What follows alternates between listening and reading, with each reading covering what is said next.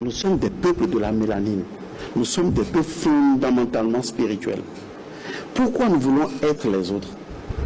Alors que les autres, si nous sommes eux, nous perdons notre force. C'est de la force dont on a besoin. Or, la force, c'est notre spiritualité.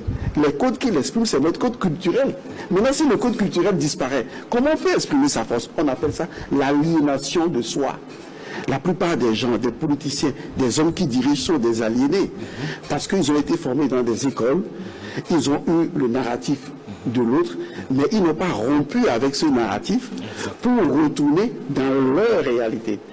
Vous n'allez jamais vaincre les autres dans leur réalité.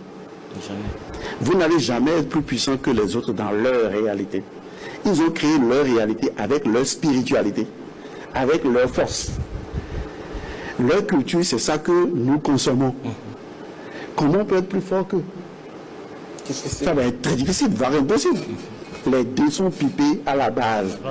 On doit rompre avec leur réalité, rompre avec leur narratif, sortir de leur réalité et nous incorporer dans notre réalité. Si on ne le fait pas, on peut avoir toutes les armes, on n'aboutira pas au résultat. Donc aujourd'hui, il urge. Je le dis honnêtement, il urge encore que toutes les forces spirituelles de l'Afrique puissent nous accompagner dans ce combat. Vous appelez les morts, ils répondent. C'est quand vous ne les appelez pas qu'ils ne viennent pas. Si des gens veulent, on leur donne des rituels, ils n'ont qu'à le faire à la maison, vous verrez vos ancêtres. Vous allez les voir, vous allez vivre avec eux. Il ne faut pas qu'on nous mente aujourd'hui. Donc, notre dimension culturelle et notre dimension culturelle peuvent nous aider à remporter cette victoire. D'ailleurs, moi je suis au Togo, j'ai rencontré des hautes personnes.